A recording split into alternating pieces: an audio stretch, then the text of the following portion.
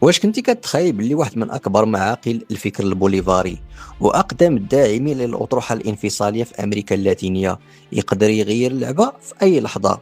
فنزويلا وكاراكاس اليوم كيعيشوا على وقع زلزال دبلوماسي حقيقي. الخبر ماشي غير سحب اعتراف، وإنما هي نهاية حقبة وبداية بناء جسور الثقة مع المغرب بأسس قانونية قوية. ملي كنهضروا على زيارة مرتقبة لناصر بوريطة للقاء ديسلي غوميز، فراه المسألة كتعلق بفتح قنصلية في مدينة الداخلة قبل الخر ديال رمضان. حنا كنهضروا على انتصار السيادة بلغة المصالح المشتركة.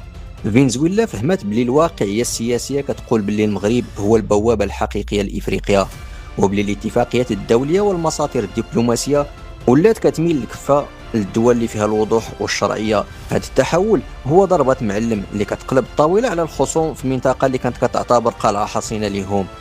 واش هاد الخطوة هي الرصاصة الأخيرة اللي غتنهي وجود البوليزاريو في أمريكا اللاتينية كاملة؟ وكيفاش كتشوفوا تأثير هذا التقارب على ملفات الطاقة والفلاحة بين البلدين؟